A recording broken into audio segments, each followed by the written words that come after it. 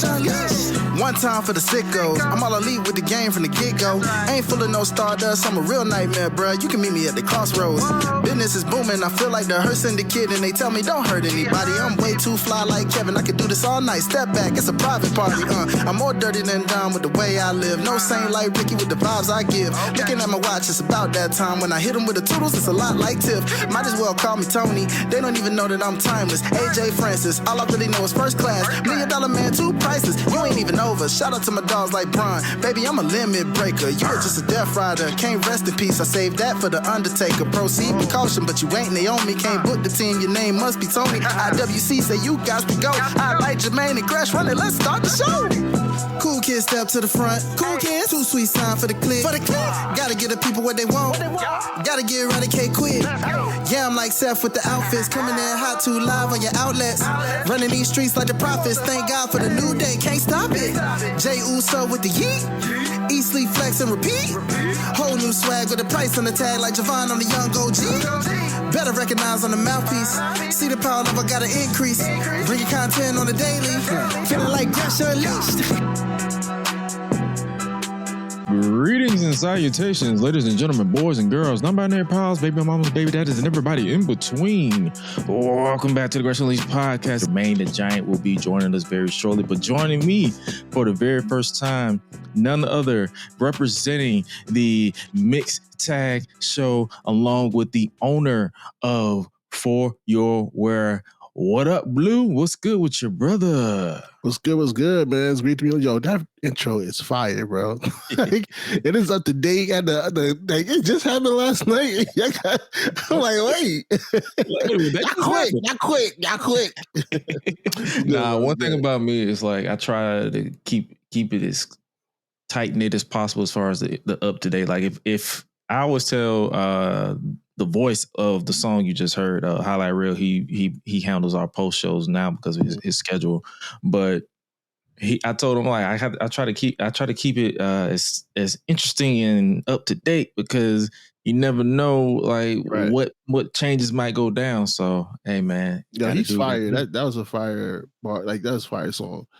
Like his flow is dope. Man. And the funny thing is, it's just the updated one. I think he intends to re-release it because we did tweak the hook because the original hook was referencing Vince and Brock, and we just like it's not solely because of that the lawsuit and allegations and all that stuff, but it was like it felt like we kind of wanted to just kind of tweak it and just really find something that was catchy and up to date with the current landscape of wrestling. So yeah, no, that thing was fire. It wasn't that hard. I don't know if you saw I was back here, Bob, be like, hold up, this truck is beating, yo. What the?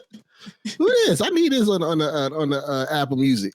Oh yeah, so if you scan that, if you ever go to Mike Mayhem Music, the actual theme song, this version as well as the when I do the one-on-one sit down interviews, talking ish is available on there as well. Basically, so yeah, yes, sir. So yeah, man. This week in wrestling has been very, very interesting. Like you also we'll definitely be chopping it up with you a lot more when it comes to what you got going on as well that's coming up.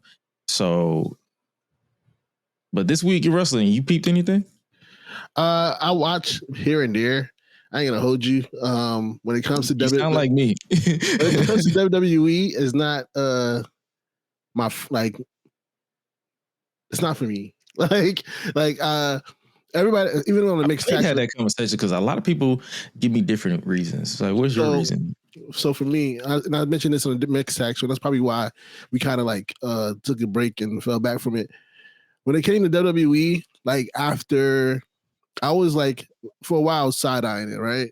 Mm-hmm. But then when I saw how they handled Big E's championship reign, that just was like, all right, I can't do this. Like, I can't do this. Like, this is blatant. This is disrespectful. Like, these are people that's been, in terms of Kofi and Big E, that they've been putting their sweat and tears into this for so long. They done turned every gimmick that you've given them into gold, whether they liked it or not. You know what I mean? That they really put the work into it. And like even when Lashley had the championship, it was just like, all right, we starting to get, we going down the right road. We going down the right road. But then you saw how they were constantly being lost and not giving the proper push as others. It was just like, I can't do this. Like, this is so blatant to me. It was just like, what are we doing? Like, you know what I mean? Like, it was just like, what are we doing? Like, well, so I get it. No, trust me. I tap in here and there, like people talk about certain things, or if I'm on a Monday night or Friday night, I go check out my boy Dawkins and Montez, mix it up. But other than that, it's just like, like, nah. And then I tried SummerSlam, and then they hit us with the whole "Make America Healthy Again." I was like, "Oh hell no! Nah. What are we doing?" Even Vince didn't take it as far. What are we doing? Like, the funny thing is about that, like they were open about their political views. I don't know if you remember, like the 2000, like the year 2000, where they was like, "Hey, make sure you go vote." At the Republican convention, they were like, "Hey, make sure you go vote. Yeah, make sure you go vote this guy this way because we got to get this guy here." Like they were subtle with it. Yeah, it was more subtle of their Hall of Fame. They just fly in your face like, "Yeah, this is where we go. Yeah, this is where we're swinging at." Yeah, so. it's very disrespectful now. So, but now that's why, honestly, that's one reason why I kind of fell back. And then two, it was too much. I don't mind storyline, right? Mm-hmm. But for me, what always captured me about wrestling was the in between the ropes storytelling. And they weren't giving that much. Around that time with Big E and them, after Big E lost the title, it was more focused on backstage segments. We watch Raw for like 30 minutes, 45 minutes is all talking. Like, we gonna keep talking? Nobody want to fight? Like, this is what I'm here to watch. One thing I've noticed, like, because I believe Cal with Black Wrestling, he basically hit the nail on the coffin on Sunday for Crown Jewel. He's like, TKO, the era of the vignettes. Yeah, everything is promo. Everything is straight like talk. Like you're it's like everything is about the spectacle. Like if you are a fan of production, if you are a fan of basically everything, the spectacle of WWE professional wrestling, this is for you. Yeah. Definitely. If you're 100% want the in-ring stuff, go watch AEW or go watch TNA or go watch MLW or whatever independent wrestling company that has high quality gear is putting out, because that is for you. But that's what I noticed this weekend. That's why I'm glad you said that, because that was a nice transition to Crown Jewel, and that's also a nice transition to bring in my boy Highlight Reel, because he's making a rare Tuesday appearance. What's up, brother? Yo. What's up? I was in the neighborhood. He's in the intro, right? Yeah, man. Yo, that was fire, bro. That joke was fire, bro. I was back here bumping like, hold up. Hey, holla at me, man. You know what I'm saying? I got you, yo. We gotta work on something. I get you right, dog. Let's get it. I got you. What's good, brother?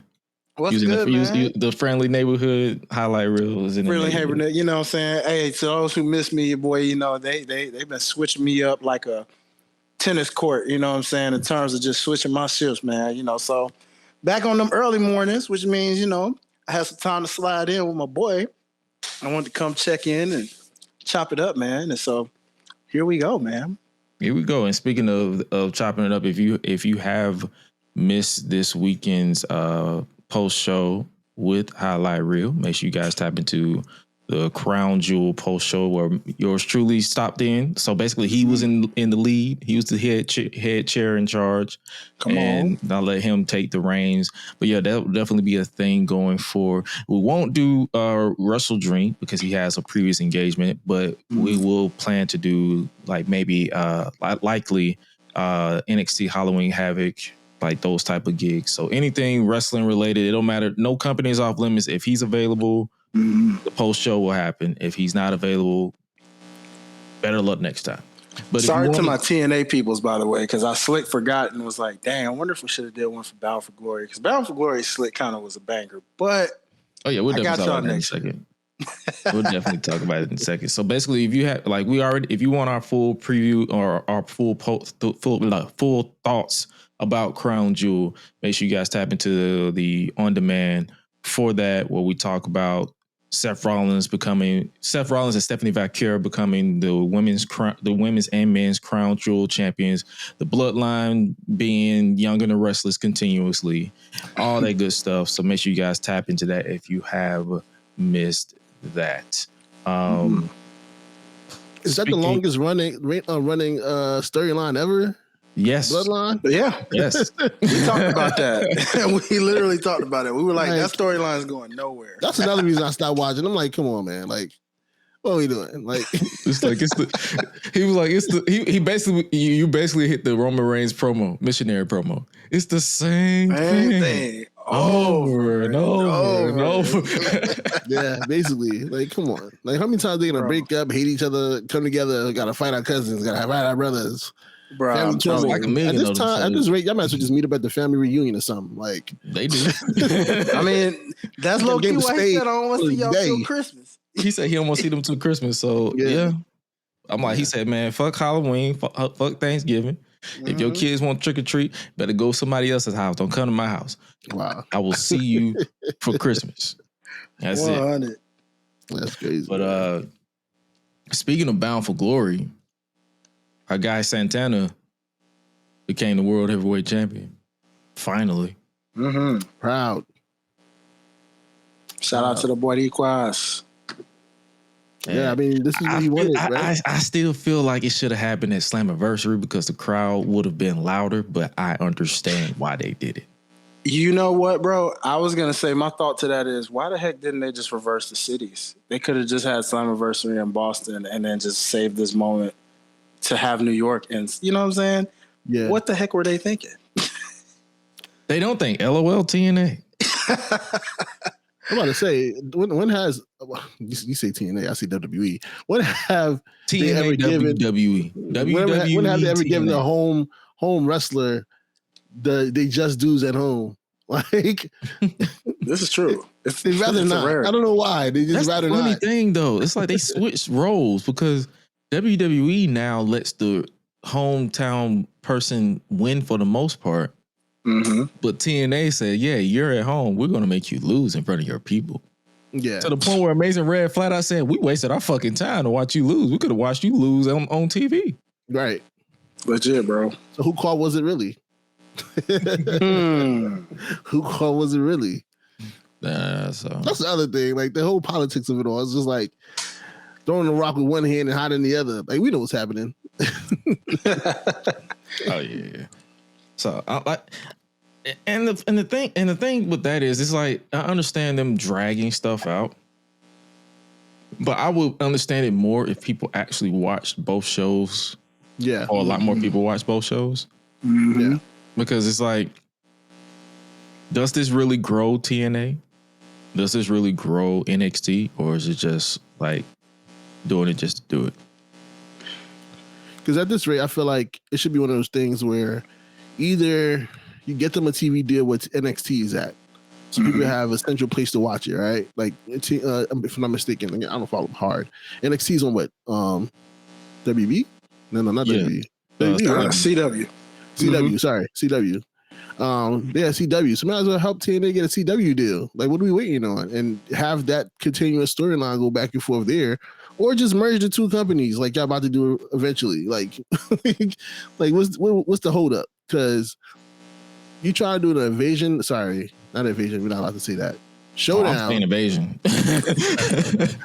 Y'all try to do a showdown. And it's just like, but nobody's even really, are they really gravitating to TNA to follow the storylines? Yeah. Yeah, that's a good question. Because they see the titles on NXT, but are they going to go to, do they even know where to find TNA? Right? Because if it's on a competing network, are they going to be allowed to promote that network? Because honestly, for me, I don't know where TNA shows at. I watch it on the fly. But is it possible to even cross promote the channel to bring this all together? Good question, man. Good question. But shout out to Santana, man. This is what he left for. This is what he set out to do, and I'm glad he got to do it. He always said he's more than a tag team, not better, but more than a tag team. And hopefully, that other side, pieced up whatever. He got that congratulations text.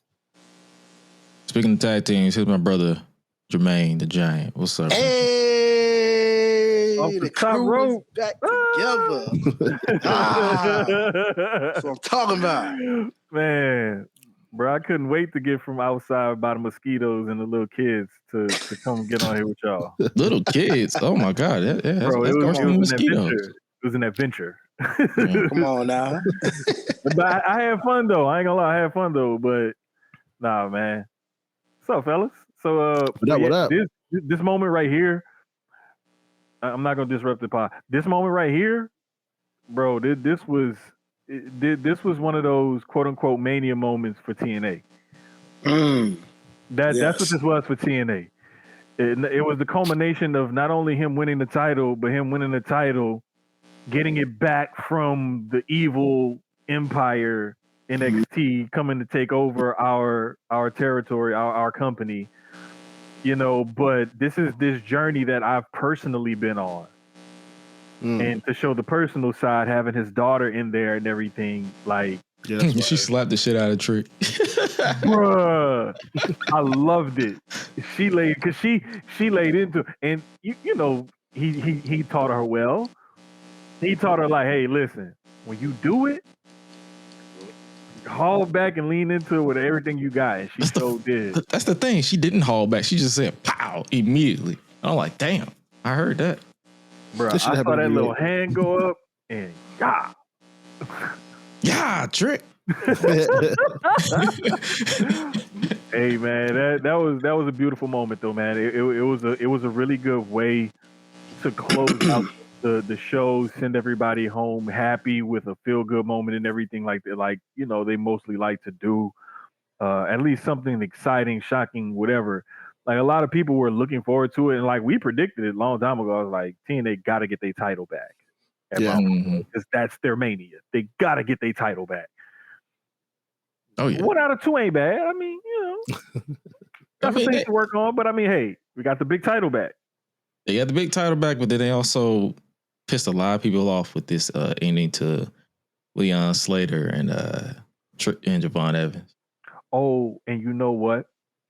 When the word came out that WWE was heavily involved in that, I'm wondering if that came from the TNA side of things, because they were like, "Hey, we ain't do that shit."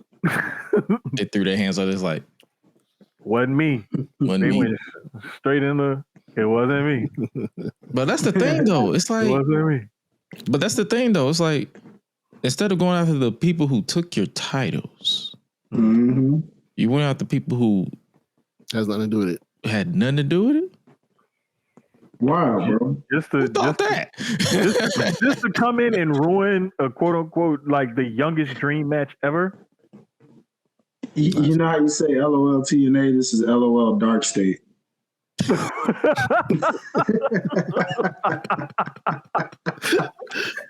all I can tell y'all, bro. Hey, yo. LOL Dark State, man. And that's a good one. I saw that. I saw the ending of it, and I was like, "What? Why?" And then I didn't. Obviously, I don't harp on it because, like, it is what it is. But yeah, that was an interesting decision. I'm interested to see the follow up. NXT tonight is pre-taped, so I don't know if they address it on here or not, but we'll see. It's crazy. Sidebar. It's very random. I just realized, like, I live in Orlando, and I still haven't been to NXT since I've been here. I haven't been to NXT since NXT Black and Gold. Sheesh. You know what? Since we coming clean about stuff we haven't done, I live like on the other side of town from ROW, and I've still never been to a show. To be fair, who's wrestling in ROW right now? That you know of? AJ Francis has like one of their titles. But it's some local talent that's okay. Mighty World. But he typically gets like some pretty decent people to come down there. Like Natty's been down there before. I'm trying to think of who else. Like there's been some like quality main roster people that have been down there before. I must say I still ain't been in the fourth rope and they're stationed out there. True that. I kind of got that off the list when I was out in Vegas for Mania because they were part of For the Culture. So I just check that box. I must say when we went to Mania in Philly, that was my bucket list of seeing like that's when I was like, yo, this person is next. This person is next. I was like, this woman is gorgeous. This woman is gorgeous. Why is she? Why isn't Shawn Michaels signed her yet? Why isn't Shawn? Listen. I remember getting introduced to Isaiah Broner and Jocelyn Navarro, and I was like, oh shit! Like, goddamn. Why aren't either of them signed somewhere? Like, and I'm not a small person, but like, when I mean, I'm like, God damn, yeah, like, two fucking well built, like fire hydrant, look like beat your ass suplex you type of people. Like both of y'all, man. Like I would love to see them produce offspring because that kid is gonna be a 5-star athlete. Like, like sometimes you get two people together that got great fucking genes and they produce like a super athlete. It would be them. It'd be them. Boy, making it sound like Swagoo and his children, goddamn, producing all number one state people. You feel me, bro? Like I'm just saying. Sometimes you get two, and they just come together. Like shit. I'm trying to think of who else was like that. I mean, the jury's still out on Naomi and Jimmy Uso. That is true. Good point. That is true. So we got some time with that one. Yeah. The way she talks, she's like, I'm trying to hurry up back. I'm like, girl, take your time. Your body is bro. Her tweets have been so fire. She's like, I'm trying to be back soon. I'm like, bruh, take your time. Trust me. Relax. When that baby get here, your tune is gonna change immediately. I promise. You won't want to leave. I'll tell you, having a kid will change you. Like we still haven't seen Ruby Soho, and she's been a mom over a year. Oh yeah, true that. She taking her time. You see how long Becky Lynch stayed out after she had her kid. Yep. And that was kind of like a luck and blessing in disguise because COVID. So she was like, I'm not finna rush back and expose my baby. So I'm just going to enjoy being a mom for a year and some change. Yeah, I mean, it happens. Much love to the women who could come back earlier or whatever, but... Alexa Bliss. Because wasn't she gone for like a year? She was like 2 years. She was gone for a minute. She was gone like 2 years. She was gone a good minute. But I mean, hey, more power to those ladies who can resume their career after any time being off having a kid. Like, right. Like that's back in the gym. I'm about to say, that shit crazy. Speaking of Becky and Rue, looks like Papa about to come home for a minute because Seth's vision is a little blurry right now. Sure. Dun dun dun. Extremely blurry. You got LeBron Breaker taking charge, Bronson Reed falling in line, and Paul being a thought. So his choice. What is happening? Like, that's what he did, man. He jumped from one thing to the next. Right. I mean, like, still in the corner. The funny thing is, my sister is as casual can be. Like she loves Roman, the bloodline. Yeah. That's it. She showed me a TikTok of someone said, "Have you realized that Paul Heyman is a hoe?"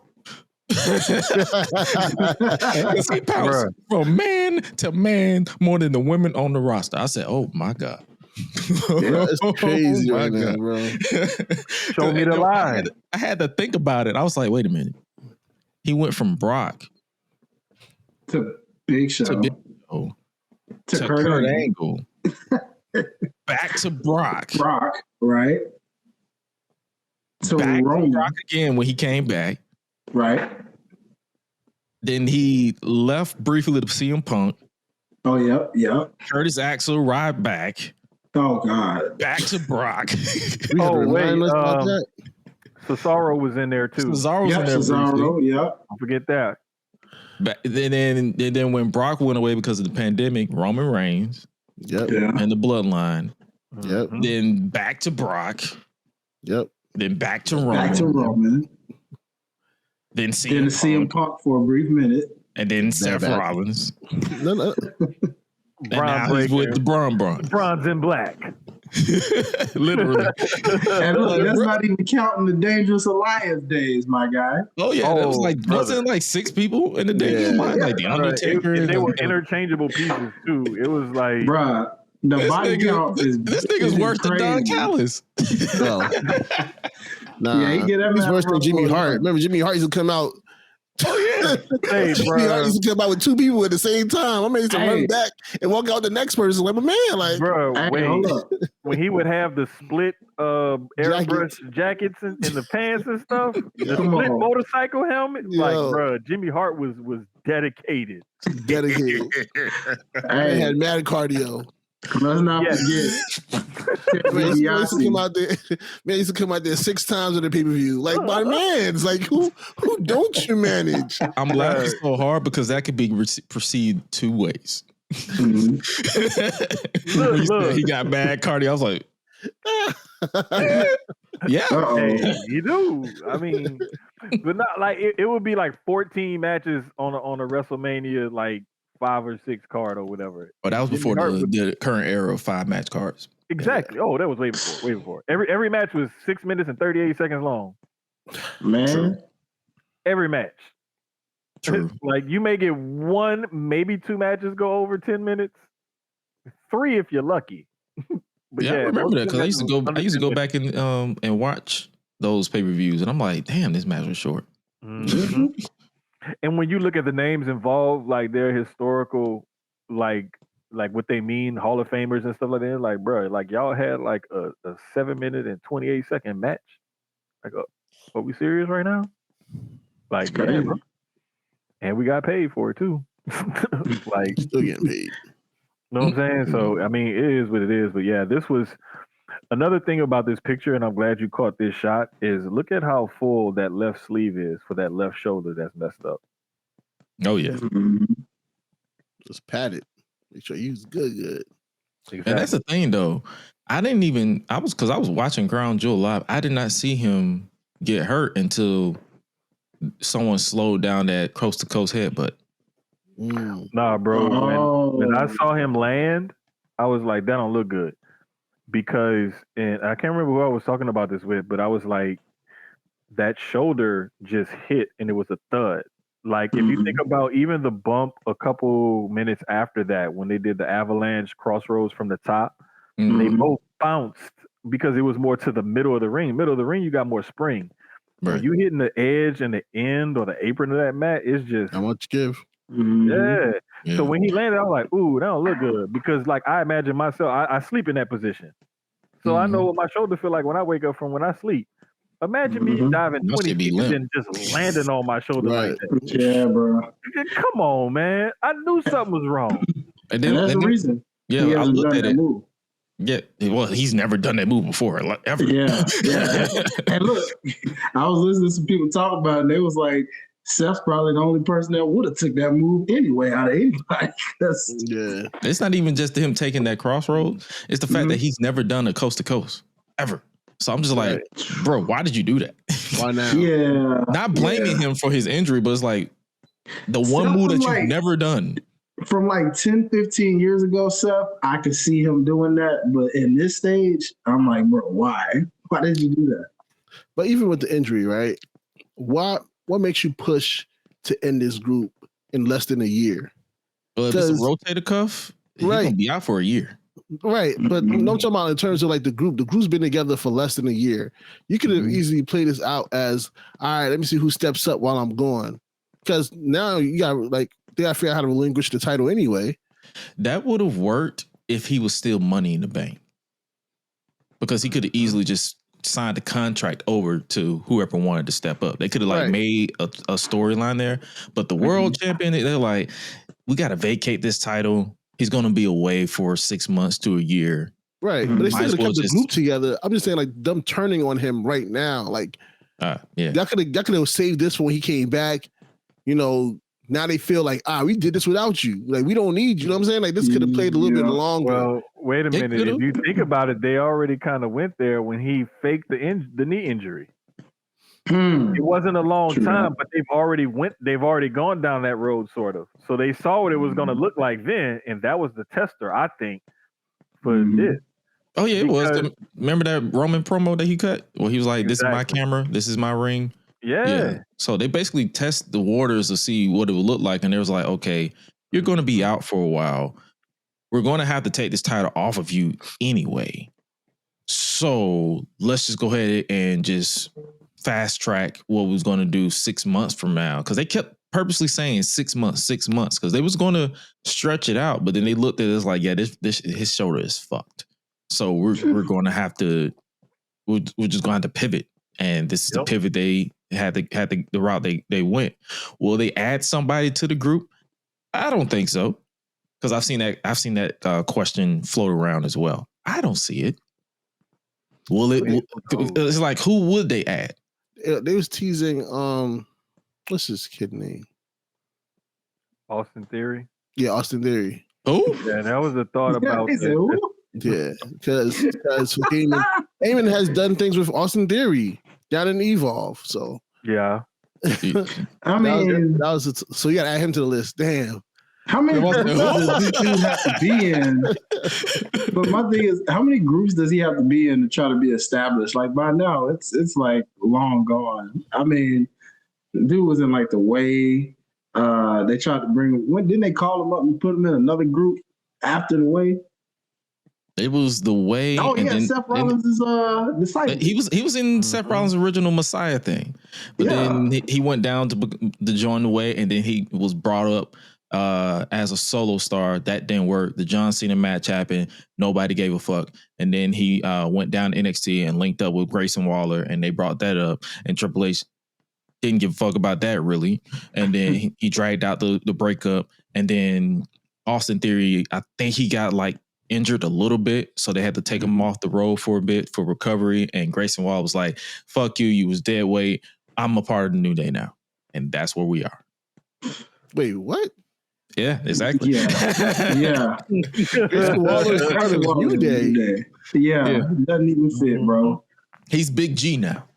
Big G. Yeah, that's the little nickname he gave himself, bro. When he started dressing with them in the black,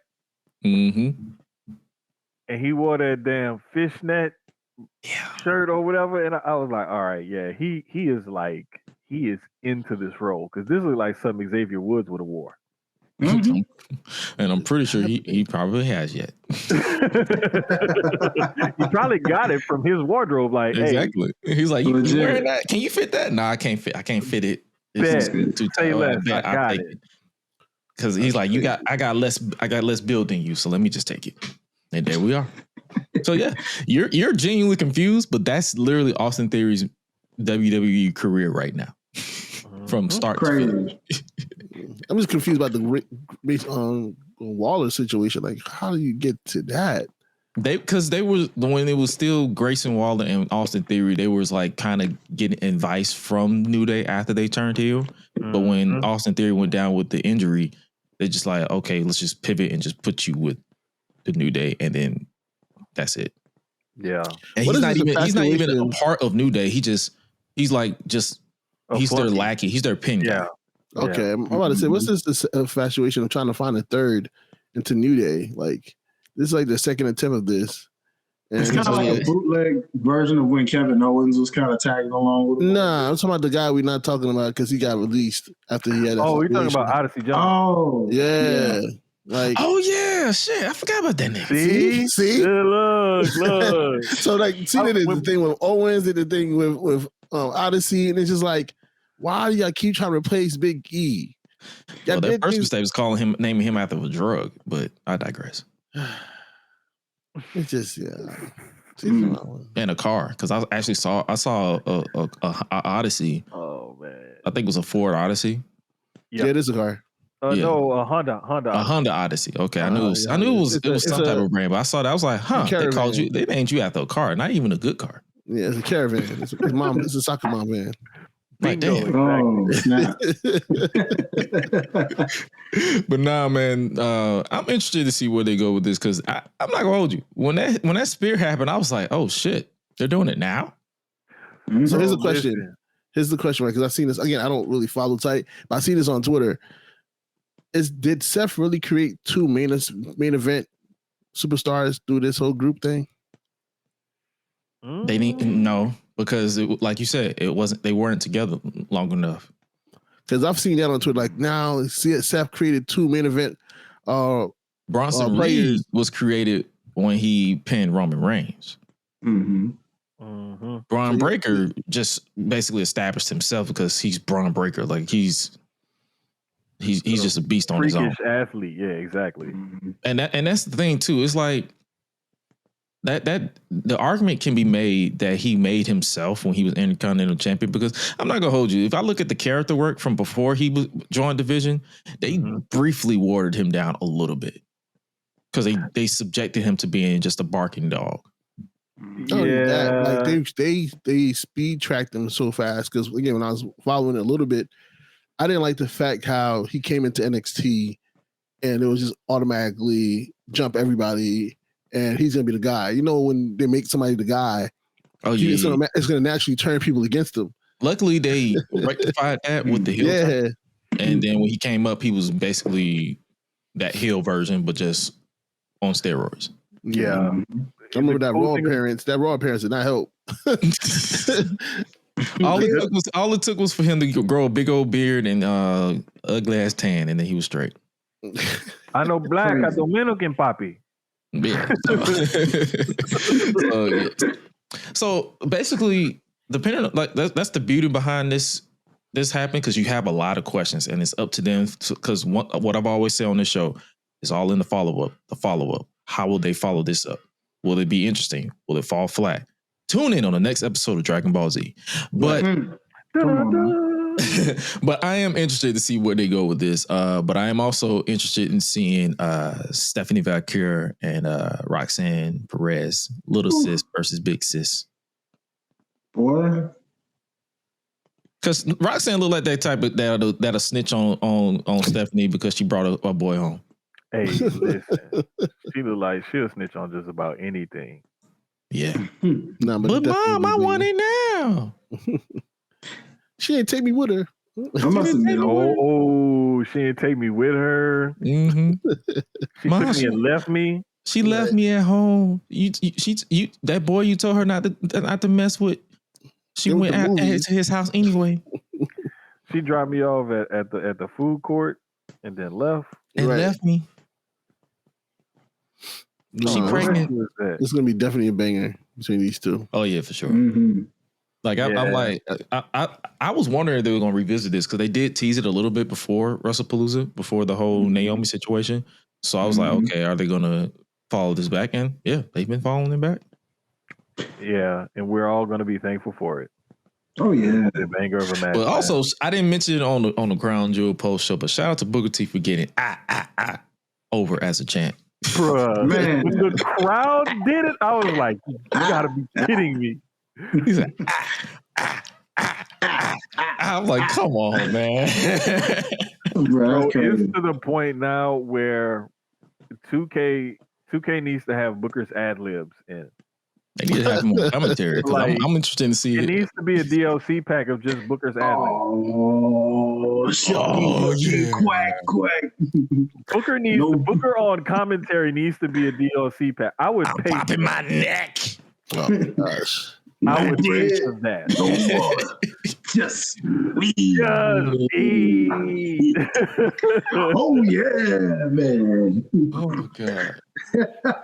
I know he's a out of this world, out of pocket sometimes commentator, but I will never vouch against him because he adds something that is highly missing on the commentary team. So yes, and him and Vic work well together.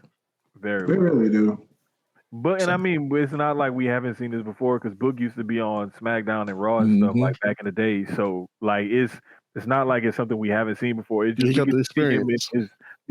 we get to see Uncle Booker. Now he don't care because back then he was a little filtered. Exactly. So now he really don't care. He, like when Stephanie when he was on Raw filling in for Corey, he was like Stephanie. I'm like, bro, what are you doing?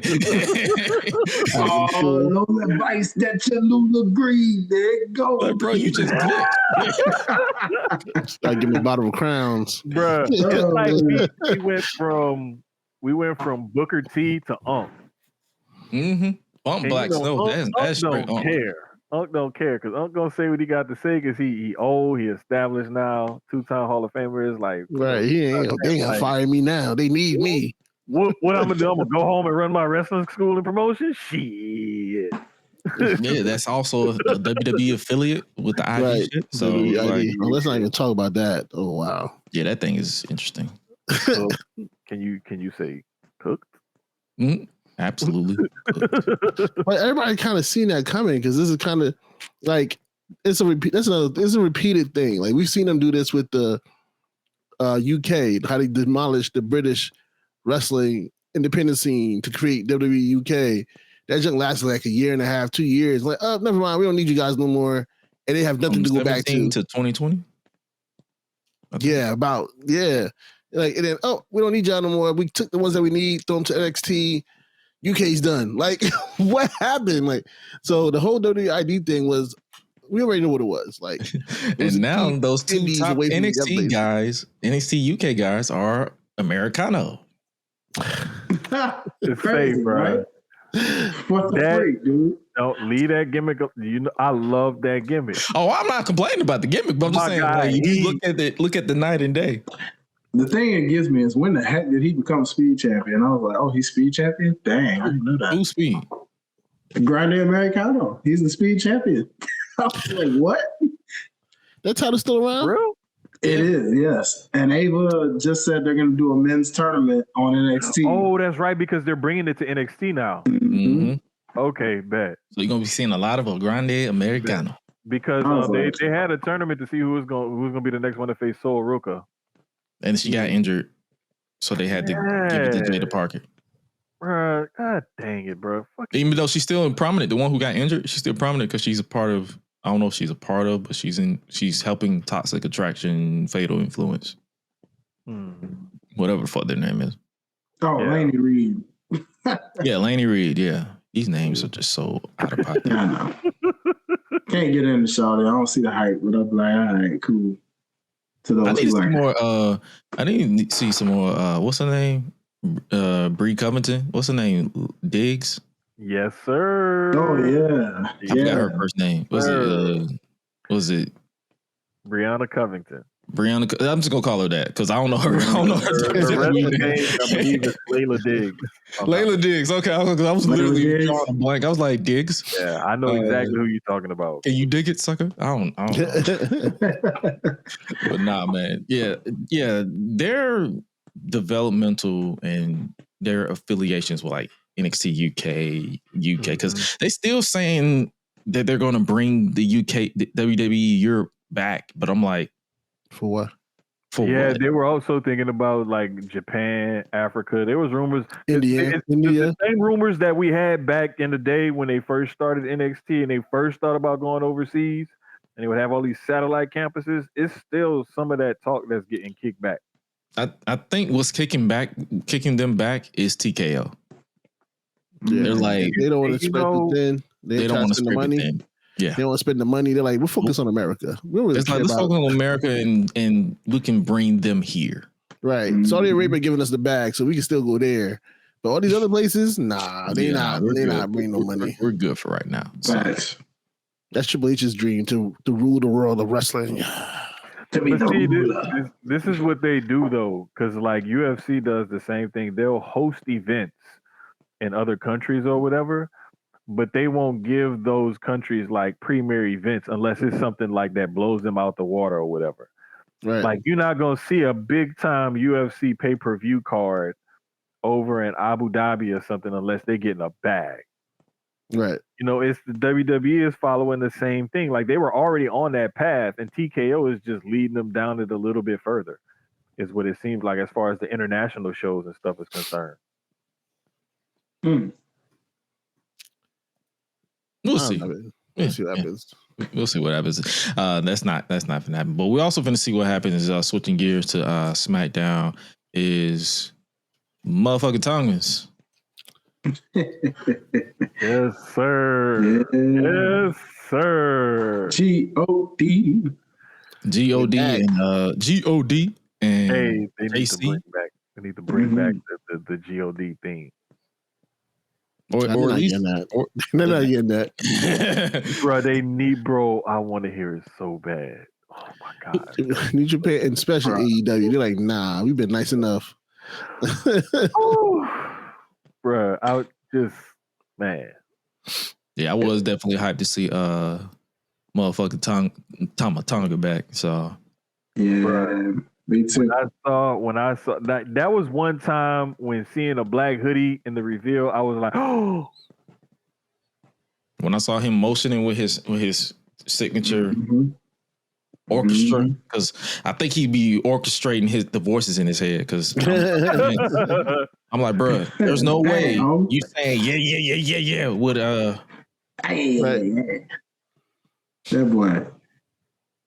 that boy be tweaking. Shout out to the random Nakamura appearance back too. That throwback to that takeover, you know, him and Sami Zayn. I was like, okay. I did notice that they brought everybody's theme song back. Yeah, I heard that. Yeah, wrestlers was asking for them back. Wrestlers was asking for them back. Apparently, they're like, "Nah, we need our old thing back." I'm bringing swag like nobody cares. I was like, oh, we got that street profit. Okay. Kyrie got hers back too. About time. And Oscar abused the hell out of her. Hey, bro, I'd be like, you know what, Oscar? You know I love you, right? But I love Kyrie a little more. So I'm gonna need you to lay off of Kyrie. Stop that now. Like chill out now. Like you taking this shit a little bit too far now. What? I'm loving what you're doing with your character, but you're doing it to the can you do it to somebody else? You like, taste out that girl mouth. I said, whoa. Nah, you got too much dip on your chip. Got a little too much. Just a little too much. Leave you to dip into that punch bowl one too many times. You put back away from the cup. Bag away from the cup. But it's also looking like, because I know a lot of people was having questions about War Games with Seth, pretty much, because he was reportedly supposed to lead his own team into War Games. Do you see them pivoting to motherfucking Tongans and Wyatt Six? Yep. Ooh, well, that would be fun. Because that's the one thing about it. Like, this story is so simple to tell. Who's the dominant faction? And hey, what better way to do that than stepping into the cage and just unleashing chaos on each other? So now, who you got on the women's side joining the Tongans, though? But what if they don't have a woman that joined them? What if they have somebody else that joins the Wyatt Six? Oh, you talking about the balance out, Nikki? Yeah. Naya? Who? Naya. Because DJ's wanted that for so long, you know. Honestly, if it keeps her away from Tiffy time, I'm not against Naya being on with the motherfucking Tongans. I'm sorry. I know she's Samoan, but still. I think that they're gonna add somebody on the Wyatt Six side. Where's Howdy? Howdy was in the back. He was still. You got to think about it. It's Loomis, Redbeard, Howdy, and Joe Gacy. Add somebody to that. Bam. Oh, it has to be a woman. They gotta keep it balanced with the woman. Because it'd be fire. Because they gotta combat with the situation where now AEW is doing intergender matches. You know what I'm saying? So now they gotta find a way to.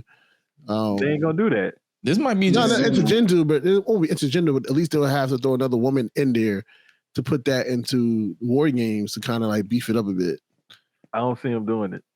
The best we'll get with WWE side is they'll basically have Nikki get involved, and whoever Solo hires to balance her out will just like they'll do like a little brawl, and they'll play you to the finish. That's the safe bet for WWE.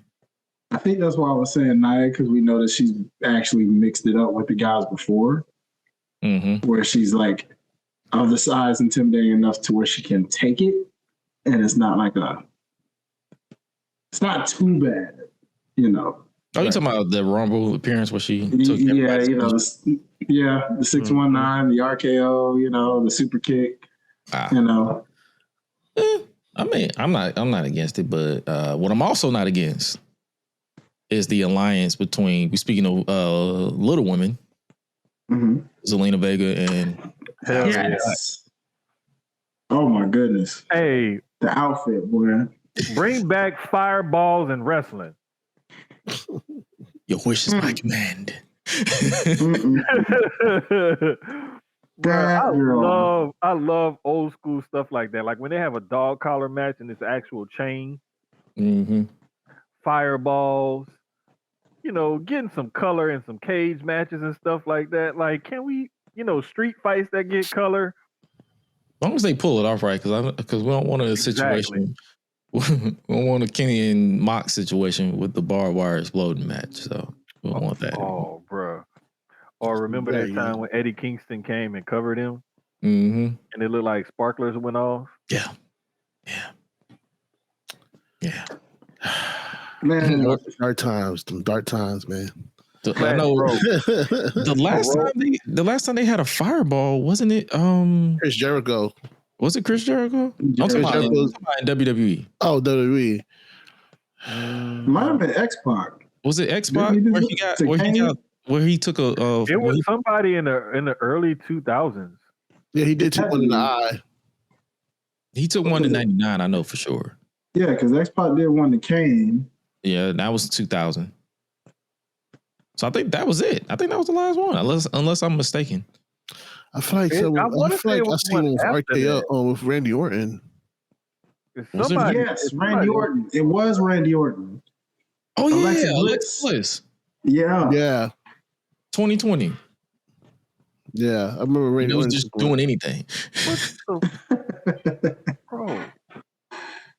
Yeah, that's when they was doing anything. Oh, and the Cross and Keith Lee thing. Oh yeah, Karen Cross and Keith Lee, they did that at NXT.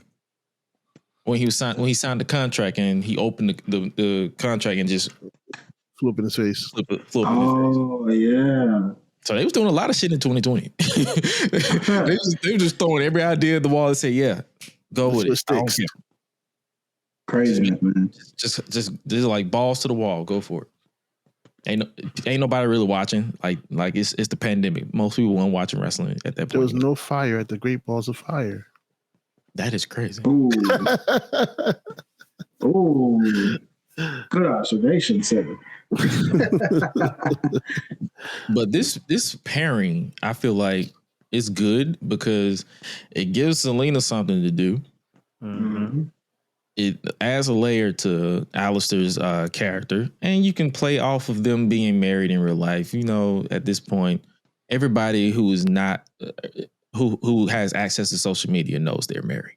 So just go for it. Just pairing everybody up together with their significant other. At this point, what's the point of hiding anything anymore? I mean, yeah, because you guys, Seth and Becky, like they just flat out say, "Hey, we're married." AJ Lee came back because Becky slapped her husband. So right.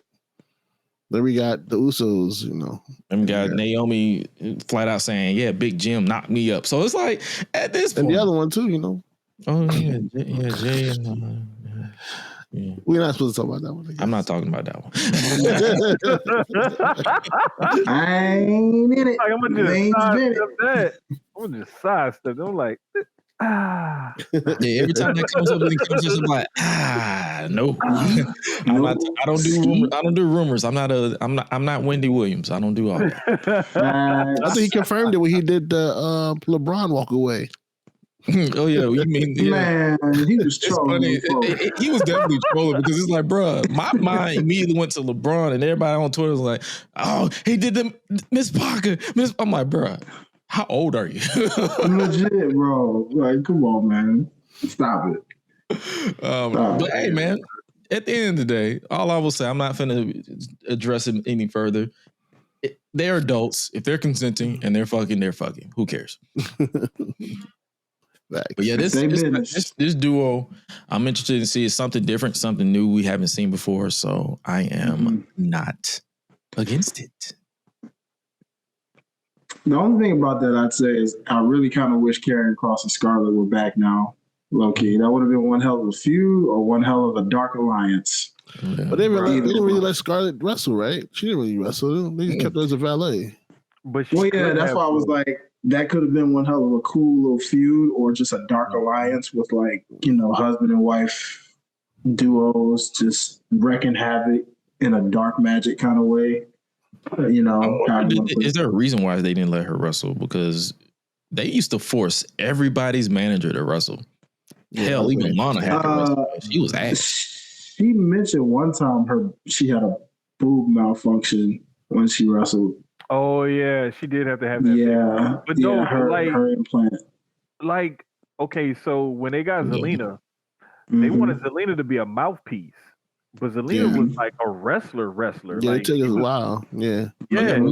So it was like the opposite for her. Like sometimes it'd be like it's weird how they do stuff, but the fact that Scarlett could go in the ring and she wasn't bad from what I've seen. You know what I'm saying? Like she's way more safe than some women that they featured heavily on in the pay-per-view matches. I'm just saying. Yes. So like, why wouldn't you use her in that kind of way? Like it doesn't make sense. Like it is one thing if you put a person in a position to succeed, you don't take advantage of that opportunity. Another thing to not even put a person to see what they could do and cast away with it. Yeah. Speaking of that, it actually reminded me. How do y'all feel about Maxine's improvement? Who? Maxine. Dupree. Oh, after that match with Becky, y'all think she's improved or y'all think she still got a ways to go? She definitely still has a ways to go, but she's definitely improved. You talking about Maxine? No, bro, Maxine. No, what I mean by she still has ways to improve is like just keep going, but she's heading in the right direction. Yeah. Oh yeah. Oh, for sure. For sure. Yeah, she's definitely heading in the right direction. Yeah, we are definitely getting that rematch next week. Y'all think that's a setup for AJ? Because she's been out MIA for the past couple of weeks. Could be. And she do have probably a saving for Survivor Series. You think? Is that the next pay-per-view? Actually, Saturday night's main event, and then I think they'll get the Survivor Series. So wait, since AJ Lee's been back, she hasn't wrestled again? Nah, she been gone. No, just that one match. And remember, we were told that it was a that's what I'm saying, because I remember reading it online. Like, it was just a big thing. Like, oh, she signed a full-on contract. Oh, they dropping merch. Oh, they about to push her. This and that. I thought she about to be there every week. Nah. I figured it was going to be one of them full-time, I'm back, but like really, I got a certain amount of dates that I work. Right. Like the John the Brock treatment. You got that Roman, Brock, Cena, Edge. She got the Rock 2011. Because remember in 2011 when he came back, he was like, "I'm back. And I'm never going away." And then he went away. Cena called him out for that. Talking about, he said, "I'm home," and then he left. Again. Promote that movie. Come home, promote this movie. Now shoot it. I remember that because I remember watching it live because he's the reason why I ordered WrestleMania 27 when they was here, and I still hate it because that pay-per-view was ass. But I digress. We need a do-over. I moved it. Hey man, The Rock is the king of that now. I am back. You say we need a do-over with them TKO prices? Oh yeah, no, you're right. Yeah, no, wait. I would love to see it because y'all know I don't like the Falcons at all. I can't stand nothing Falcons, none of that shit. But where I will give them their respect is for their concession stand prices. Yeah. Because their concession stand prices, they got old school 90s concession stand prices in today's age. I'm like, shout out to the mayor on that one because he made sure that those don't go up. Bruh, like when I saw that, I was like, you know what? Respect where respect is due. I would love to see a Mania come there. Just because to know that stadium specifically keeps those type of prices for all of their events. No matter what happens there. If Mania comes here and the prices aren't like out of this world, I might slide through because I ain't got to worry about hotel. I live my son and my wife to an AEW show in Jersey. Just catch the MARTA or hop in the whip and you good. I'm about to say, speaking of AEW too, they got a show coming here in December. Yes, and I'm thinking about it, but I'm also not thinking about it because I might have to work. Them VIPs ain't too bad. I was looking at those and I'm like, that's a week of my birthday, so I was like, that might be a little birthday present. The starting price was just like $20. Yeah, I was saying in Jersey concession, like I took my wife and my son to go see AEW. We bought like chicken tenders, fries. I got a beer. They got drinks. That just came out to like $90. That's about the price I paid when I went to Texas for all in. It was like myself and Graham combined was like $70. That's for food. Nuts, bro. Are you kidding me? Nah, man. Maybe a little cheaper. Chicken tenders and some fries. I was kind of pissed because they had I think they had some type of I think they had like some type of nugget basket or something. But it's like, oh, we only have regular nuggets. I'm like, man, fuck you, take the shit out the damn monitor then. Like, don't get my hopes up and I can't get it because you didn't make it. Like, nigga, what the fuck? Man. Cover it out, bitch. True. Damn. Made me mad all over again. that touched the part of your spirit, didn't it? Hey, Greg, from all your live experiences with concessions, which was probably the worst for you, bro? What's that? Like out of all the live shows you've attended, from Philly to Detroit to like, Houston, you name it, like every live wrestling show, who had the worst concession prices? Oh, definitely Philly. Really? Yeah, definitely Philly. Like I was like, I'm not that hungry. I eat when I get home. And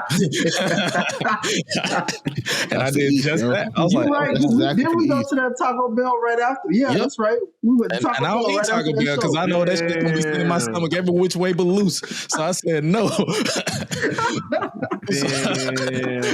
I was like, yeah, I'm not finna pay for. No, I'm not paying for that. No, because I think it was like almost. The thing was like. Because that was around the time I was still drinking. So I think it was like $40 for a beer. What? Like close to $40 for a beer when they add the tax. And I was like, I'll be sober. Oh my. I don't like y'all like that, bitch. Brother. That's wild. I'm going to hip y'all to something.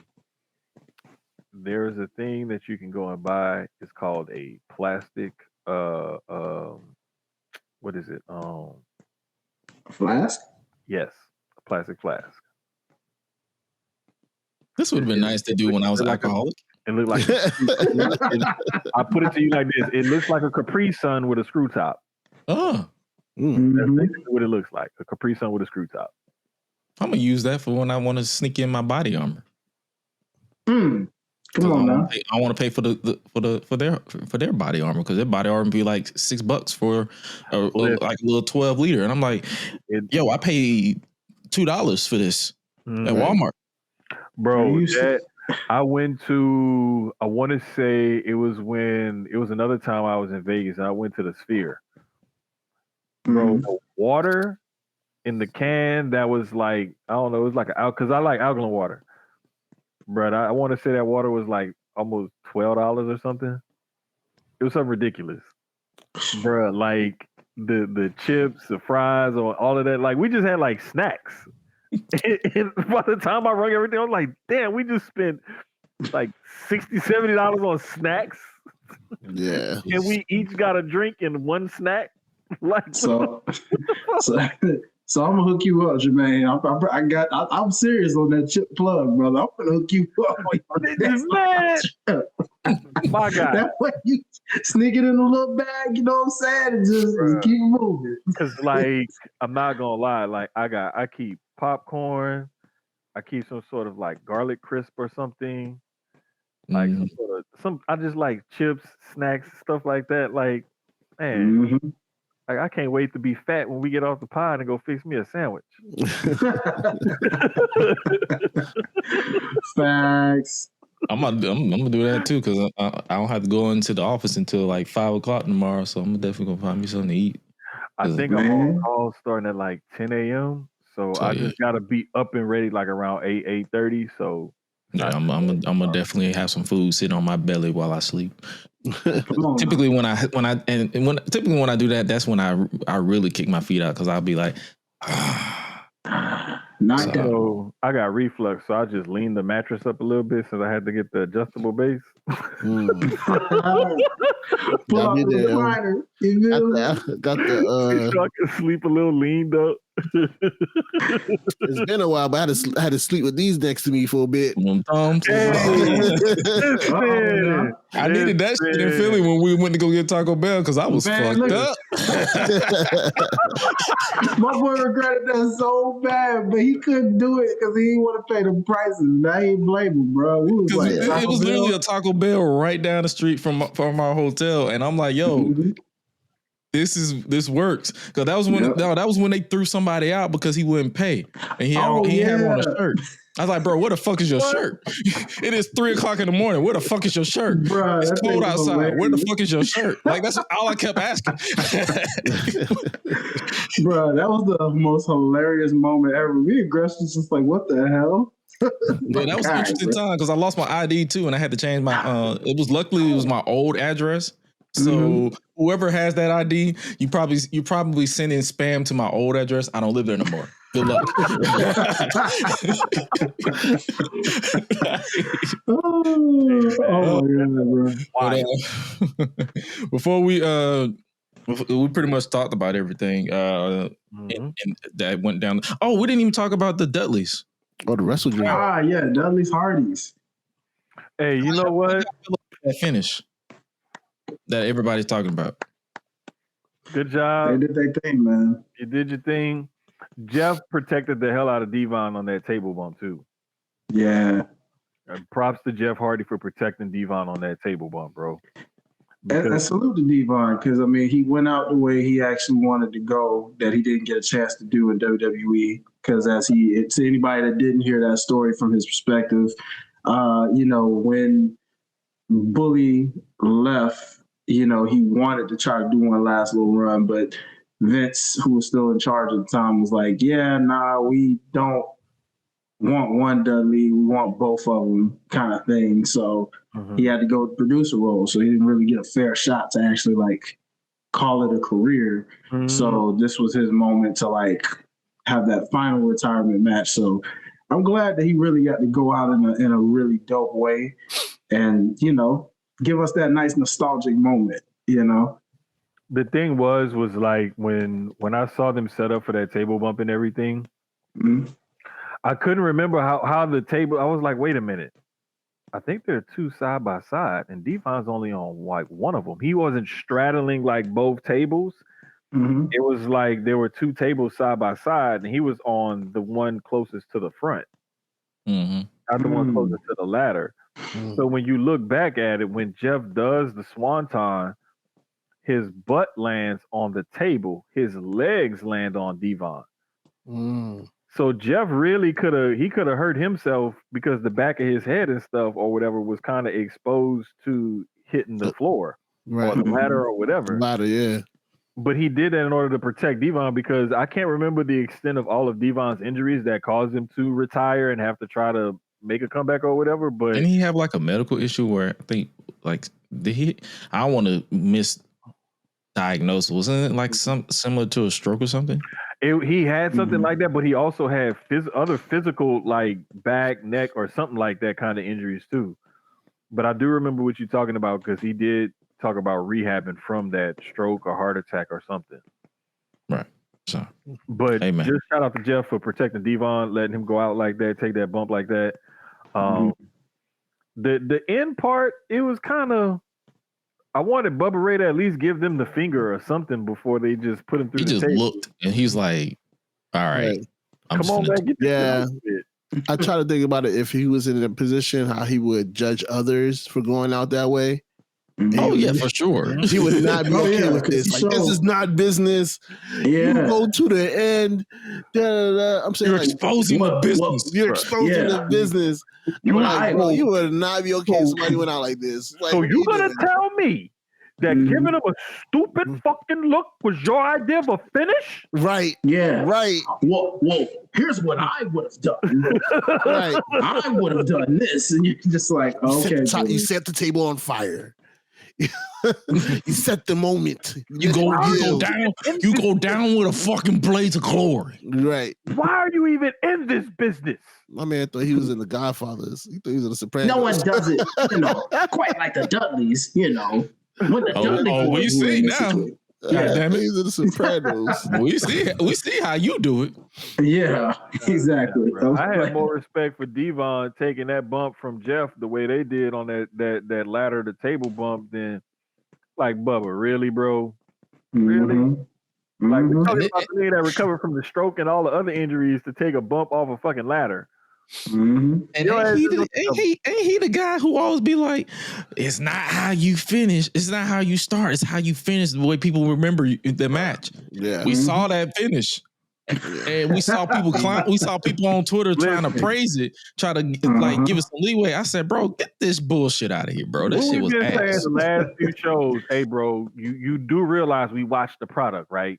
Come on, man. Y'all do realize we watched the product, right? Like, that's like Seth Rollins lying to me. That's like Seth Rollins lying to me on Monday. He was like, yo, I don't need anybody. I never needed nobody for my success. Motherfucker, I watched the show. Right. You're a liar. You know your wife J&J Security. Right? You said what? You know your wife just saved you? Right. This person just saved you. Man. Like, come on, bro. Like, you needed that damn watch that Cody gave you to be Cody. Come on now. Like, come on, man. The watch saved you, my ninja. Come on, bro. Like what you just say? Dude, this goes back to J&J Security and fucking Corporate Kane. Like, bro, and the shield, really? And the shield. Plan B. Like the original Plan B. Like before you was the architect, you was Plan B. Oh boy. Usually Plan because Plan B does kill things. Makes Hello, sense. Double entendre. Yeah, makes sense. Crazy, bro. Now before we as we move on and dreaming things. Oh my God, WrestleDream is this weekend. Yes. All right. And we're going to do things a little different this time. We're not going to give our preview and predictions because not saying our card, they were just going to add shit to the card.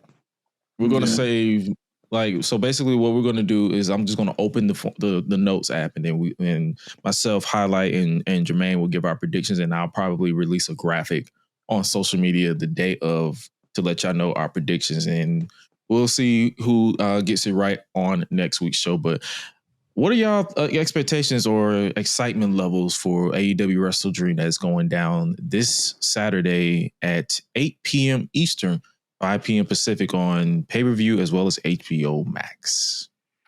I'm going to be honest, bro. Like, I have a certain level of excitement for it just because it's an AEW pay-per-view, and traditionally they do well with their pay-per-views. But it's not as high as like, okay, yeah, I'm definitely looking forward to this show.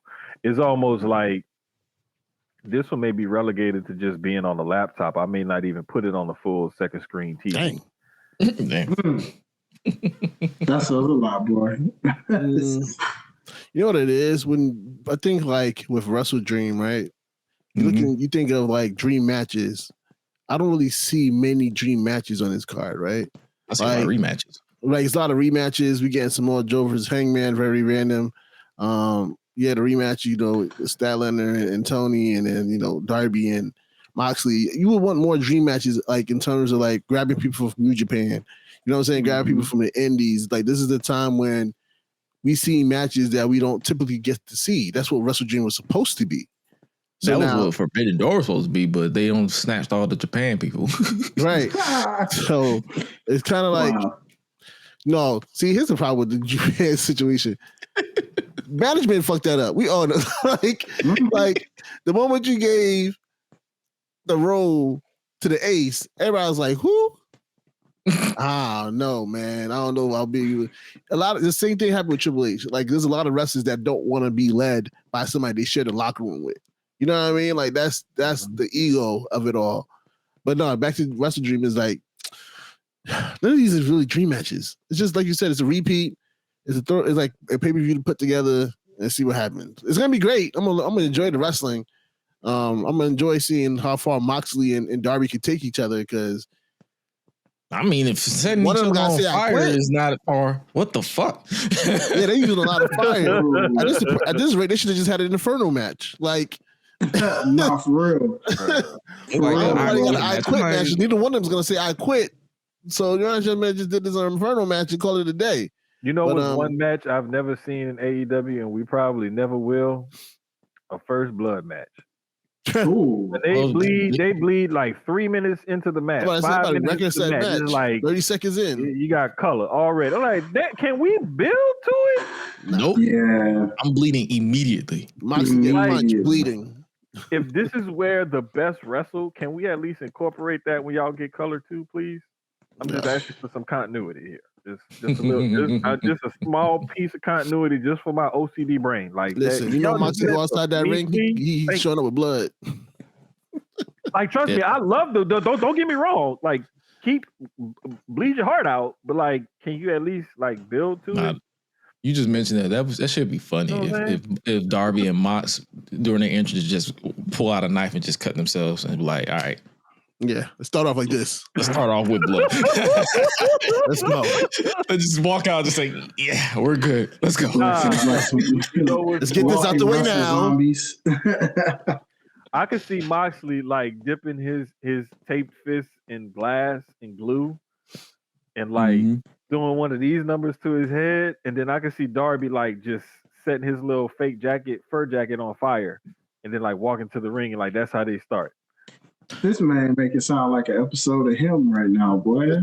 No, I mean, if you want them to cut themselves on the ramp, or you want to let's make it more dramatic. If we're gonna do some self-deprecation, some self-harm to start the match, let's make it as dramatic as possible. Yeah. Honestly, my last resort for them to do is just to blow each other up. Yeah. No, let's not do that again. No, I'm talking about like trap each other into a car and just blow the car up. Say, yeah, we're done. Man. Here lies Darby and John Moxley. They took themselves too far. Right. And then John Moxley come back as a zombie. Oh. Because of reasons. I don't know, man. I'm just talking shit. But nah. I was like, wait a minute. He's like, where are we going with this? No, because it's like the funny thing is there's no further way to take this because they've done everything. They've done everything. That's what I'm saying. Like, so to try to get one of them to say I quit, there's gonna be some shenanigans involved. It has to be because I think it's either got to be some serious shenanigans, like you said, Blue, or like they get like extremely personal.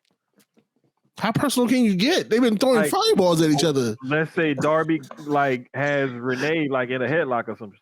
Oh, they can't bring Renee into this. You know what I'm saying? Or like Mox has like Darby's dog or something. You know, like you want Mox to feed Darby his dog? Joe. Talking about the dog food again. We're going Big Boss Man now? What the fuck? We went from a coffin match to a backstage segment where you tried to open up the coffin and the dude like shot fire at you or whatever and then put you in a body bag. Like where else can we go from there? And then throw him off a bridge. Yes.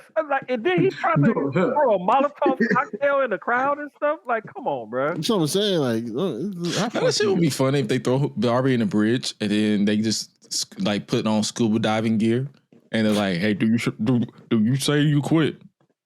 No. Right. All right, bro. To get to the bottom, you better say something. Like, all right, bro. We will not bring you out of the water unless you say I quit. Have a freaking shark ready on deck coming at this. Wait, who Mercedes? Hey, Jaws, come here. Saturday? Mercedes? Yeah. I think well, they still have to. They're pretty sure they're going to probably announce something on tomorrow. Yeah. That's the reason why we're not doing our typical preview and predictions with the AEW side, because they keep adding matches every fucking time. I think they're on like a 4 or 5 pay-per-view streak. Adding matches. Because tomorrow's show will be 3 hours, actually. It'll be Dynamite into Collision. Tomorrow? Mm-hmm. 3? That's a lot better than 4. Oh yeah, nah. That 4 hours was they was asking too much for me. I'm like, yeah, you went over the line. Went a little over the line. So, but nah, man, WrestleDream. Which match are you looking forward to out of all these matches that have been confirmed so far?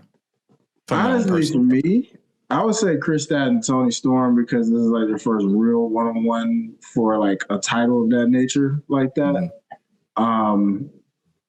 And as someone pointed out, this is like their first, the first female feud that involves toxic masculinity. I was like, yo, think of that. Wow. I was like, that's the story. That's crazy. What the freak? I mean, it's not wrong. So, hey. No, that one I am, but I'm not gonna lie. The sicko in me is looking forward to that Darby Moxley match.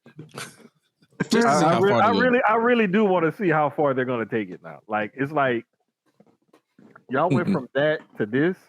Hey, game on. What if they pull a Baron Corbin to Rey Mysterio in 2020 and somebody's throwing off a skyscraper? You know. Darby would definitely take that shit. Yes. He would do it. He sure would. Darby would be like hell Darby, yeah. all we have is this like crash land pad or whatever the fuck. Don't need it. Do it. No, knowing Darby, he can be like, yeah, take that away. No, Darby would be like, you know, to make it even better, put me in a body bag and do it. Man, some thumbtacks at the bottom. Dog, listen, come on, man. Y'all know Darby is sick like that. Y'all hey, you better do that. You better put JR in that moment if they do it. Listen. I need to hear my God, what is doing? Darby Allin got so many screws loose. The elevator don't go all the way up to the penthouse. Matter of fact, it's a ranch. It's a one-level ranch. Bro, Darby is that permanently broken elevator that's stuck between 2 floors, and don't nobody know what the hell to do with it. It's just they didn't walled it off now, because it's just like, you know what, it's just whatever. It's just gonna be it's stuck between floors, suicidal and dumbass. Yeah. Pretty much. So Rayo, he said Corbin was dead as attempted murder during that. It was doing a lot during the pandemic. So hey, bro, Ray probably needed to go down to Mexico to get some stem cells and stuff done. So it was like, how do we write Ray off TV? The funny thing is, they wrote him off for a week. Ooh, you know, 2020, bro. 2020. Because he knew, because like we was just talking about how long is Darby or Mox gonna sell this coffin match. We was talking about that before All Out. Yeah. And we was like, bro, I think we was like 2 weeks, maybe a week, 2 weeks. We were saying a week or two, like an hour and a half. An hour and a half. That's all we got was an hour and a half. Yeah. Like, damn, I said a week or two. Y'all, an hour? 30 minutes, whatever the hell it was. Like, come on, bro. Like, damn. AEW time is different. They on a whole nother stratosphere. Because it's where the best wrestle. But this is like, okay, if this is where the best wrestle, and that's what y'all did in y'all last pay-per-view match against each other, up it. Have an actual wrestling match. That would be funny. Like, let's have a straight up wrestling match for an I Quit match. Where we use they'd be like, you know what? This is now a submission match. This is no longer an I Quit match. This is a submission match. Well, we have to use rest holds, Right. and wrestling maneuvers. Shout out Bret Hart. And you can't use a foreign object to get the submission. You have to use an actual. As y'all can see, we're obviously trolling because there's no other way for this to go. But we'll move on. Blue, what match? Which individual match are you looking forward to see go unfold from bell to bell? Like you said, since they didn't really give much of the card. I'm not mad at the Stat versus Tony because Tony been on fire. Stat has been needing something like this for a while because she keeps getting hurt at the exact wrong time. So that's what I'm looking kind of eyeing at. Like you said, the card is not fully there. I always enjoy Mercedes. I'm a part of her crew and everything. It's not called Sasha Crew no more. Whatever they call it now. The money train. The money train. I'm on the money train. I am on the money train. Like I all this hate she gets, I laugh at it. I love it. I like that she feeds it to her. She's now Ultimo Money. Right, Ultimo Money. So I always look out for her matches, but yeah, I want to see more of the card. I know these two are gonna go to hell. Like I don't. What else can you do? Samoa versus Hangman. I'm like, all right, I guess you looked at me wrong. I need that. Now that is a card that a match I'm looking forward to because Samoa Joe, he's many things, but he's a real nigga. Yeah, he is. Because if you look at me wrong, I want to fight you too. Yeah. Everybody stay in the back. I got this. He's like, hold on now. Hold on. That's probably one of the most relatable storylines they've never done. You ain't never beat me. You ain't never beat me. He said, on your best day, you ain't better than me. And he said, if I was even sick, you wouldn't be better than me. I'm like, it's the simplicity. I think that's what's drawn me to the match. It's the simplicity. It's like, it's not because as over the top as wrestling is nowadays, your bloodlines, your AEW, your Death Riders, your Seth Riders, who are no longer Seth Riders, they're Brons. The simplicity of basically just saying, hey, you know what, you looked at me, you disrespected me. Right. So now I got to fuck you up. Yeah. And Joe's good for that. Joe's believable. My man never played on games. Even when he was champion, my man straight to the cut. We fighting. Let's get to it. So I can see it. So yeah.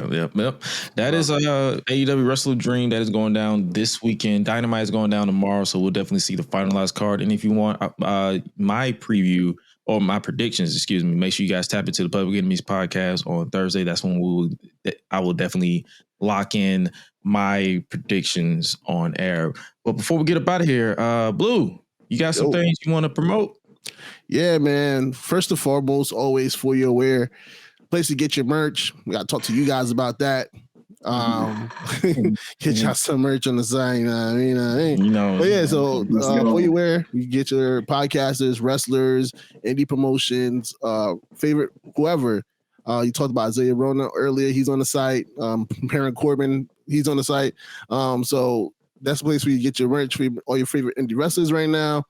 And also, I've have a tournament launching on October 26th at 8:30 on Twitch and YouTube called Brainbuster Battle Royal, where I got 14 competitors competing in a tournament style trivia show.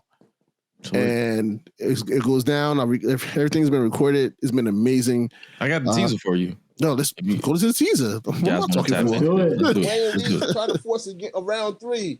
L's trying to play catch up. Here's your next question. Here we go. Which New Japan Pro Wrestler nickname is Cold Skull?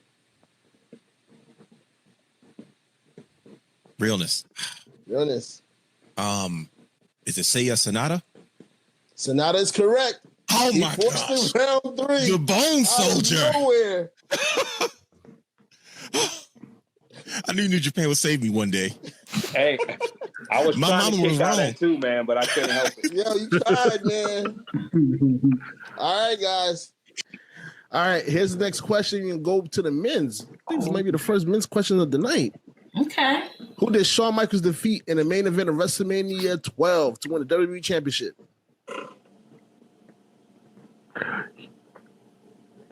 Are you serious? So was it Bret Hart? That is correct. Bret Hart is the right answer. Not your heart was beat. A little bit. Because my head went to Montreal Screwjob. I'm like, huh? That's immediately where I went. Yeah. Bret Hart. All right. You serious? Mr. B with a 2-0 lead on Meeks. Let's see how this goes. All right, it's a little throwback. Let's see who gets this one. It's going to go to TNA. Oh, brother. What finisher is associated with TNA's Petey Williams? Cam. Drizzy. Canadian Destroyer.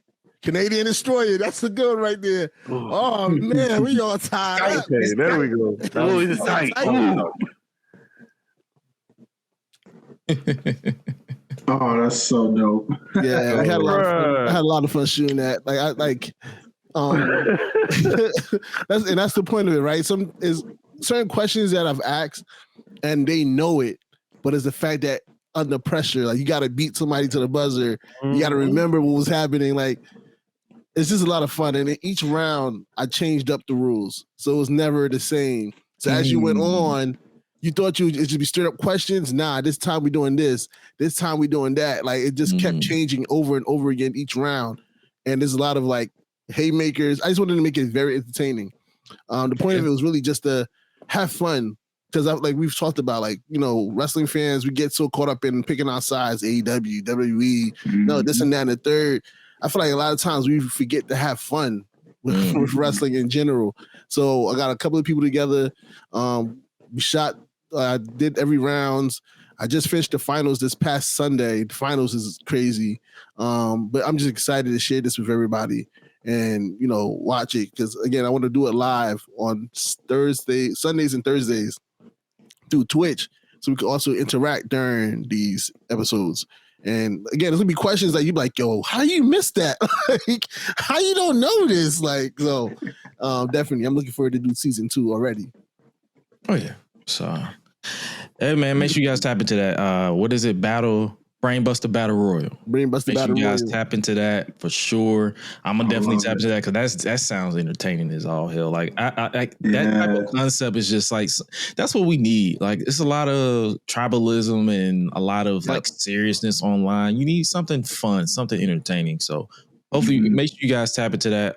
Definitely when that drops, I gotta follow the page back. But definitely when that drops, I'll definitely retweet and make sure you guys tap into that, pull up to that, and just basically just have fun. Just turn your brains off. Like just something you want to watch in the meantime. If you're cleaning the house or if you're in the car, well, don't look at it while you're driving. Now I'm also gonna do an audio version because I feel like even with the audio, it's like you could drive around and still listen to it. Okay. I'm not trying to promote viewing and driving because it is like, hey, I gotta watch this. Watch it. I'm like, nah, because I know some of y'all gonna be so dumb enough to try to do it. So make sure you guys tap into that across the board, and make sure you guys tap into ForUrWear as well because hey man, like he's doing some brilliant things on there. But like the concept behind ForUrWear, like to have your like basically in charge of an entire organization of merch. Like is that tedious or is like that?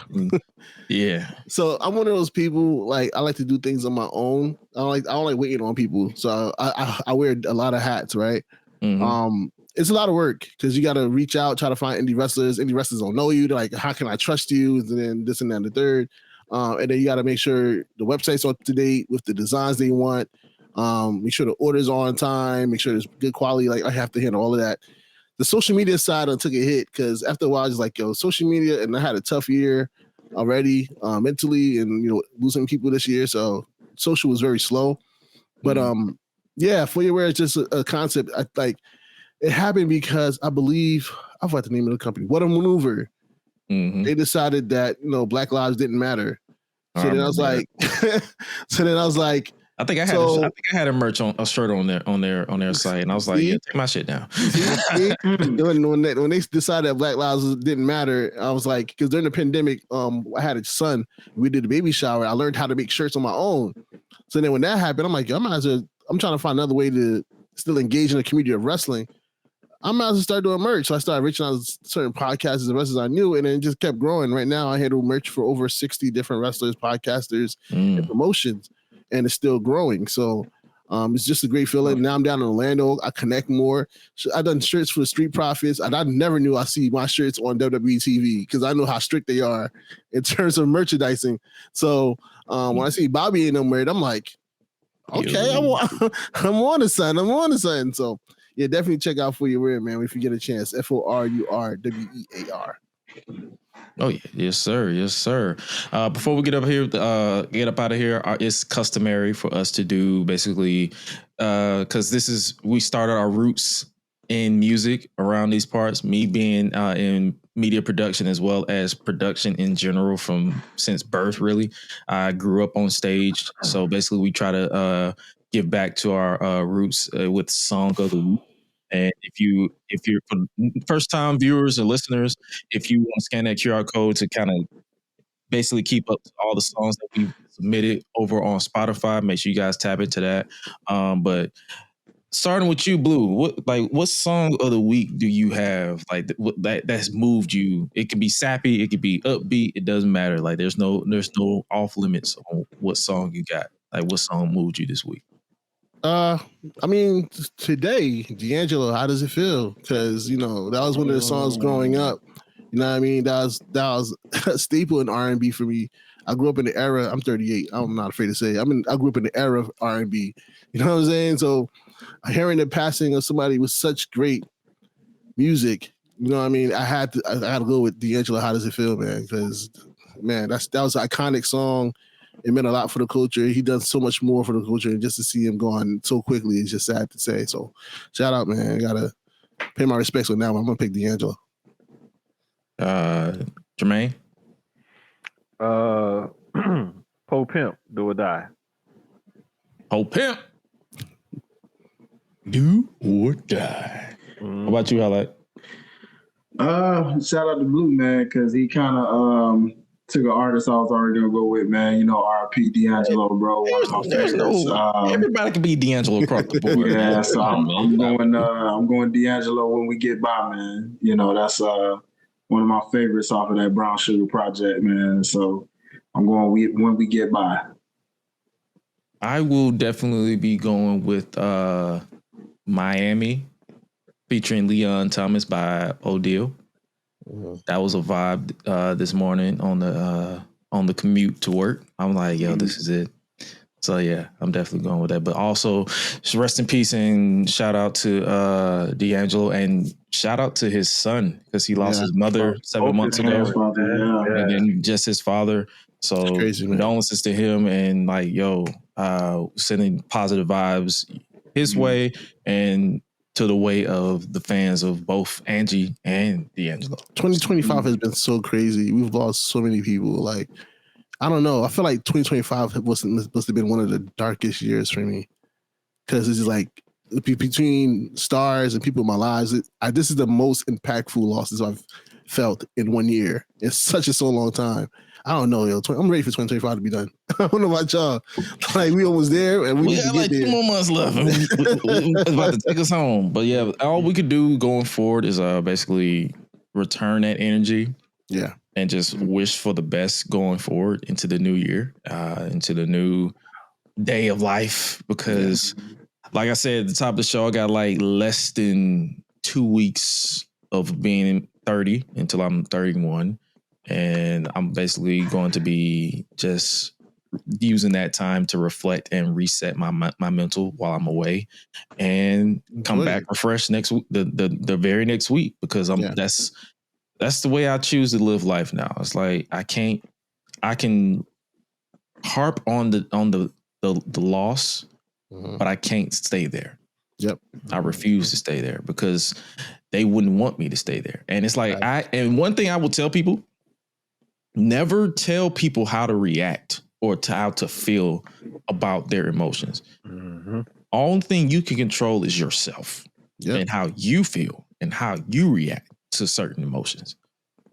I can't speak on anybody else's behalf, but I will definitely say, hey, all we can do is keep our head up, lock in, and put in forward march.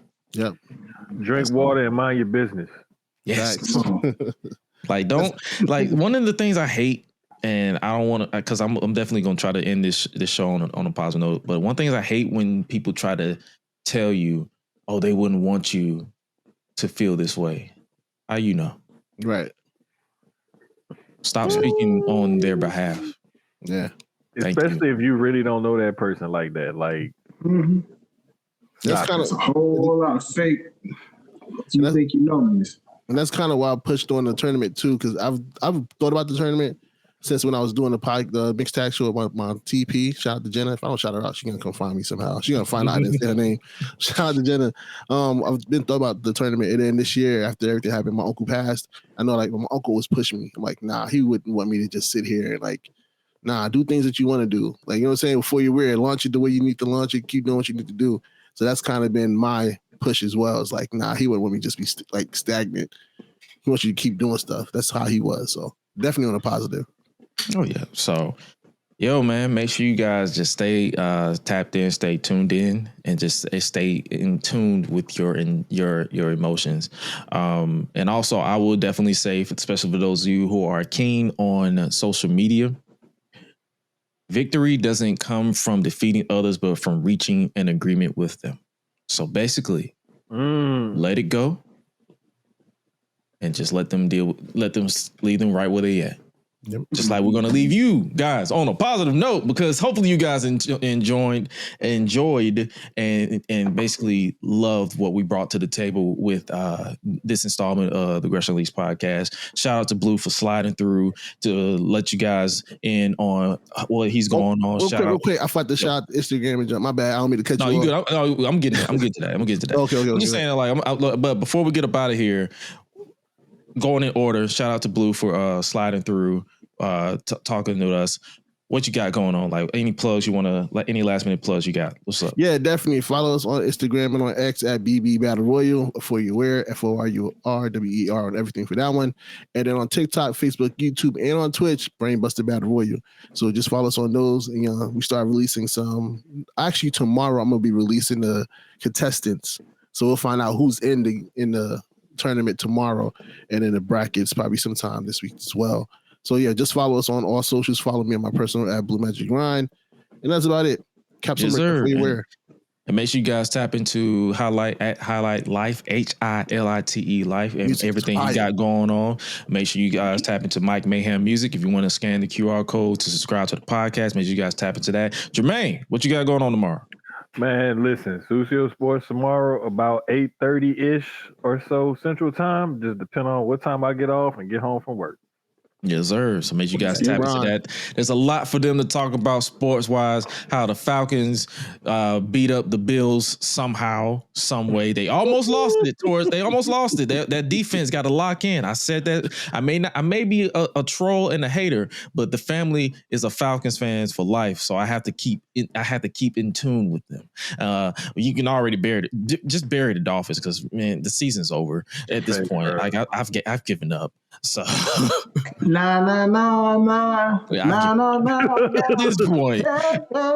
this point, it is what it is, man. So see you, Callahan. Bye. Yeah, at this point, boy, you're done. Thank you, Jesus. You're done.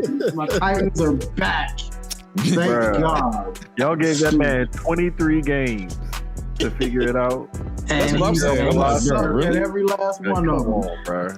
You made two quarterbacks look like trash, and I don't know how. Will Levis was not the problem.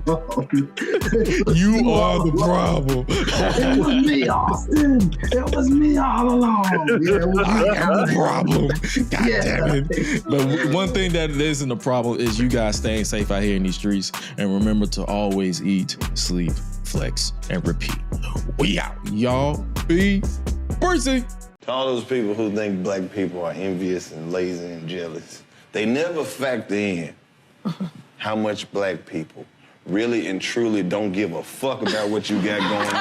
You really think somebody is out here worried about your little fucking BMW? Man, fuck you. And everybody who looks like you. 99% of black people don't give a shit about everybody else. That's a fact.